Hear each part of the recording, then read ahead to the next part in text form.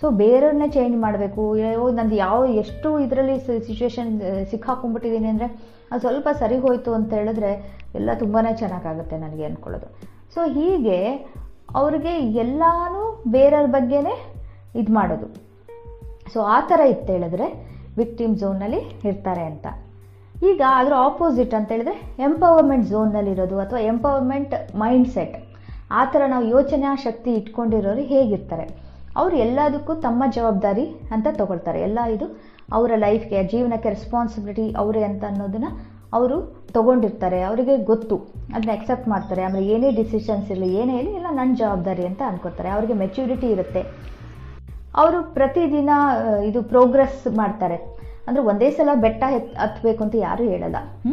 ದಿನ ಒಂದೊಂದೇ ಹೆಜ್ಜೆ ಇಟ್ಕೊಂಡು ಅವ್ರು ಏನೋ ಒಂದು ಗೋಲ್ ಸೆಟ್ ಮಾಡ್ಕೊಂಡಿದ್ರೆ, ಅಥವಾ ಲೈಫಲ್ಲಿ ಒಂದು ಇರುತ್ತಲ್ಲ, ಧ್ಯೇಯ ಇರುತ್ತೆ, ಪರ್ಪೋಸ್ ಇರುತ್ತೆ. ಅದೇನು ಪರ್ಪೋಸ್ ಅನ್ನೋದನ್ನು ಅವ್ರಿಗೆ ಗೊತ್ತಿರುತ್ತಲ್ಲ, ಅವರು ನಿಧಾನಕ್ಕೆ ಸಣ್ಣ ಹೆಜ್ಜೆ ಇಟ್ಕೊಂಡಾದರೂ, ಈಗ ಆಮೆ ಕೂಡ ನೀವು ಕೇಳಿದಿರಲ್ಲ ಕತೆ, ಮೊಲ ಮತ್ತು ಆಮೆ ಎರಡು ರೇಸ್ ಹೋಗ್ತಾ ಇದ್ದಾಗ ಯಾರು ಗೆಲ್ತಾರೆ ಕೊನೆಗೆ? ಆಮೆ ಅಲ್ವಾ ಗೆಲ್ಲೋದು. ಆಮೆಗೂ ಗೆಲ್ಲೋ ಶಕ್ತಿ ಇದೆ, ಆಮೆ ಕೂಡ ಗೆಲ್ಲಬಹುದು ಅಂತ ಆ ಕತೆ ಕೇಳಿ ನಿಮಗೆ ಗೊತ್ತಾಗುತ್ತೆ. ಅದು ಹೇಗೆ ಹೆಜ್ಜೆ ಸಣ್ಣ ಸಣ್ಣ ಹೆಜ್ಜೆ, ದಿನ ಒಂದೊಂದೇ ಚಿಕ್ಕ ಚಿಕ್ಕ ಸ್ಟೆಪ್ ಇಟ್ಕೊಂಡು ಸಣ್ಣ ಸಣ್ಣ ಹೆಜ್ಜೆ ಇಟ್ಕೊಂಡ್ರು ಕೂಡ ನಾವು ಅಂದ್ಕೊಂಡಿದ್ದನ್ನ ಸಾಧಿಸ್ಬೋದು. ಅದು ಎಂಪವರ್ಮೆಂಟ್ ಇದು ಇರೋರು, ಮೈಂಡ್ ಸೆಟ್ ಇರೋರಿಗೆ ಅದು ಗೊತ್ತು. ಸೊ ದಿನ ಸ್ವಲ್ಪ ಒಂದೊಂದು ಹೆಜ್ಜೆ ಆದರೂ ಇಟ್ಕೊಂಡವರು ತಮ್ಮ ಗೋಲ್ಗೆ ಹತ್ತಿರವಾಗಿ ಹೋಗ್ತಾರೆ. ಅವರಿಗೆ ಯಾವಾಗಲೂ ನಾವು ನಮ್ಮ ಸಶಕ್ತಿ ಜಾಸ್ತಿ ಮಾಡ್ಕೋಬೇಕು, ನಮ್ಮ ಎಂಪವರಿಂಗ್ ಇದನ್ನು ಜಾಸ್ತಿ ಮಾಡ್ಕೋಬೇಕು ಅಂತ ಅಂದ್ಕೊಂಡು ಆ ಇದರಲ್ಲಿ ಹೋಗ್ತಾ ಇರ್ತಾರೆ. ಹಾಗೆ ಅವ್ರ ಕಮಿಟ್ಮೆಂಟ್ ಇರುತ್ತೆ, ನಮಗೆ ದಿನ ನಮ್ಮ ಲೈಫ್ ಚೆನ್ನಾಗಾಗಬೇಕು ಅಂತ ಇಂಪ್ರೂವ್ ಮಾಡ್ಕೋತಾರೆ. ಹಾಗೆ ಕೂಡ ಅವ್ರ ಇಂಪ್ರೂವ್ಮೆಂಟು, ಅವ್ರು ಇದು ಮೋಟಿವೇಟೆಡ್ ಇರೋದನ್ನ ನೋಡಿಬಿಟ್ಟು ಸುತ್ತಮುತ್ತ ಜನನು ಅವ್ರಿಗೂ ಇನ್ಸ್ಪಿರೇಷನ್ ಆಗುತ್ತೆ. ಸೊ ಅವ್ರು ಹೇಗಿರ್ತಾರೆ ಅಂದರೆ ಬೇರೆಯವ್ರನ್ನು ಮೋಟಿವೇಟ್ ಮಾಡ್ತಾರೆ, ಆ ಥರ ವ್ಯಕ್ತಿತ್ವ ಇರುತ್ತೆ ಅವ್ರಿಗೆ.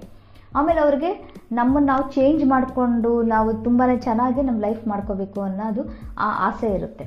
ಸೊ ಇದು ಎಂಪವರಿಂಗ್ ಮೈಂಡ್ಸೆಟ್ ಇರೋರ ಲಕ್ಷಣ. ಸೊ ಈಗ ನಾನು ಎರಡು ರೀತಿದ್ದು ಹೇಳಿದೆ, ವಿಕ್ಟಿಮ್ ಝೋನ್ ಲಕ್ಷಣ ಮತ್ತು ಎಂಪವರ್ಮೆಂಟ್ ಝೋನ್ನಲ್ಲಿರೋ ಲಕ್ಷಣ ಎರಡೂ ಹೇಳಿದೆ ಹೇಗಿರ್ತಾರೆ ಅಂತ. ಸೊ ಇದು ಕೇಳಿದ ಮೇಲೆ ನೀವು ಯೋಚನೆ ಮಾಡಿ, ನೀವು ಯಾವ ಝೋನಲ್ಲಿದ್ದೀರಾ? ವಿಕ್ಟಿಮ್ ಝೋನ್ನಲ್ಲಿದ್ದೀರಾ ಅಥವಾ ಎಂಪವರ್ಮೆಂಟ್ ಝೋನಲ್ಲಿದ್ದೀರೋ? ಅಂದರೆ ನನಗೇನು ಹೇಳಬೇಕು ಅಂತಿಲ್ಲ, ನೀವು ನಿಮಗೆ ಇದು ಪ್ರಶ್ನೆ ಮಾಡ್ಕೊಳ್ಳಿ. ಆಮೇಲೆ ಆನೆಸ್ಟ್ ಆಗಿ, ಸಿನ್ಸಿಯರ್ ಆಗಿ ಹೇಳಿ ನೀವು ಯಾವ ಝೋನಲ್ಲಿದ್ದೀರಾ ಅಂತ. ಸೊ ನಾನು 100% ಯಾವಾಗಲೂ ಒಂದೇ ಝೋನಲ್ಲಿ ಇರ್ತೀವಿ ಅಂತ ನಾನೇನು ಹೇಳಲ್ಲ. ಕೆಲವು ಸಲ ಆಚೀಚೆ ಆಗುತ್ತೆ, ಕೆಲವು ಸಲ ನಾವು ವಿಕ್ಟಿಮ್ ಮೈಂಡು ಬರ್ಬೋದು, ತುಂಬಾ ತೀರಾ ಅತಿಯಾಗಿ ಏನಾದರೂ ನಮಗೆ ಆಗೋದೇ ಇಲ್ಲ.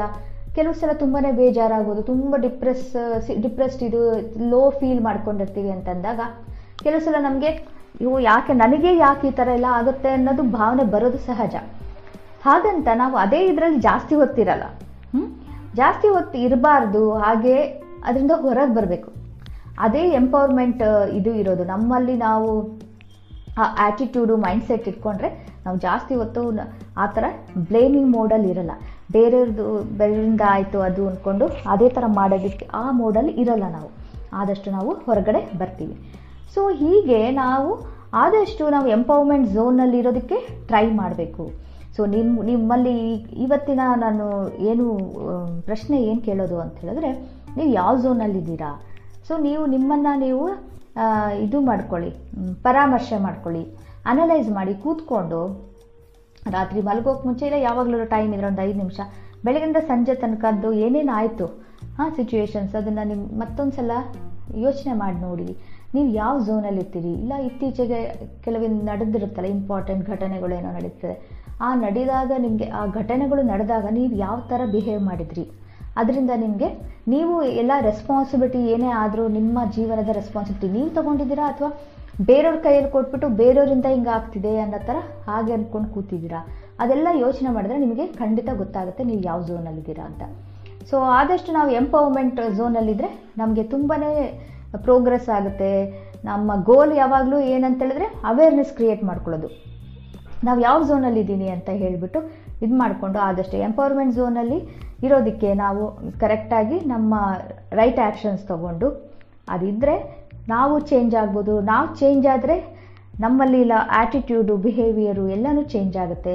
ಆಮೇಲೆ ನಮ್ಮ ಲೈಫು ಕೂಡ ಚೇಂಜ್ ಆಗುತ್ತೆ. ನಮ್ಗೆ ಏನು ಅಂದ್ಕೊಳ್ತೀವೋ ಅದನ್ನು ನಾವು ಅಚೀವ್ ಮಾಡಲಿಕ್ಕೆ ಈ ಥರ ಆ್ಯಟಿಟ್ಯೂಡ್ ಬೆಳೆಸ್ಕೊಂಡ್ರೆ ತುಂಬಾ ಒಳ್ಳೆಯದು. ಗ್ರೋತ್ ಮೈಂಡ್ಸೆಟ್ ಮತ್ತು ಎಂಪವರ್ಮೆಂಟ್ ಮೈಂಡ್ಸೆಟ್ ಇದ್ದರೆ ತುಂಬ ಒಳ್ಳೆಯದು, ನಮಗೆ ಒಳ್ಳೆಯದಾಗುತ್ತೆ. ಸೊ ಸ್ನೇಹಿತರೆ, ಇವತ್ತಿನ ಡಿಸ್ಕಷನಲ್ಲಿ ನಾನು ಇದ್ರ ಬಗ್ಗೆ ಹೇಳಿದೆ. ನಿಮಗೆ ಏನಾದರೂ ಒಂದಿಷ್ಟು ಇನ್ಸೈಟ್ಸು, ಏನಾದರೂ ಹೆಲ್ಪ್ ಆಗೋದು ವಿಷಯಗಳು ಇದರಿಂದ ಗೊತ್ತಾಗಿದೆ ಅಂತ ಅಂದ್ಕೊಳ್ತೀನಿ. ಮತ್ತು ನೀವು ಇದೇ ಥರದ್ದು ಕೇಳಬೇಕು, ಇಂಟ್ರೆಸ್ಟಿಂಗ್ ಇದನ್ನು ಹೆಲ್ಪ್ಫುಲ್ ಇದು ಇನ್ಫಾರ್ಮೇಷನ್ ಎಲ್ಲ ಕೇಳಬೇಕು ಅಂತ ಹೇಳಿದ್ರೆ ಖಂಡಿತ ಮತ್ತೆ ನೆಕ್ಸ್ಟ್ ಎಪಿಸೋಡ್ನ ಕೂಡ ಕೇಳಿ. ಹೀಗೆ ಮತ್ತೆ ಒಳ್ಳೆ ಇನ್ಫಾರ್ಮೇಟಿವ್ ಕಂಟೆಂಟ್ ಇರೋದನ್ನ ನಾನು ಎಪಿಸೋಡ್ಸ್ ಹಾಕ್ತಾ ಇರ್ತೀನಿ. ನಿಮ್ಮ ಅನಿಸಿಕೆಗಳು, ನಿಮ್ಮ ಫೀಡ್ಬ್ಯಾಕ್ನ ಖಂಡಿತ ನನಗೆ ಬರೆದು ತಿಳಿಸಿ. ಈ ಎಪಿಸೋಡ್ನ ಲೈಕ್ ಮತ್ತು ಶೇರ್ ಮಾಡಿ. ಹಾಗೆ ಚಾನಲ್ ಸಬ್ಸ್ಕ್ರೈಬ್ ಮಾಡಿಲ್ಲ ಅಂದರೆ ಪ್ಲೀಸ್ ಸಬ್ಸ್ಕ್ರೈಬ್ ಮಾಡಿ. ಮತ್ತು ನೆಕ್ಸ್ಟ್ ಎಪಿಸೋಡ್ನಲ್ಲಿ ನಿಮ್ಮನ್ನೆಲ್ಲ ನೋಡ್ತೀನಿ. Thank you. Bye bye. Take care.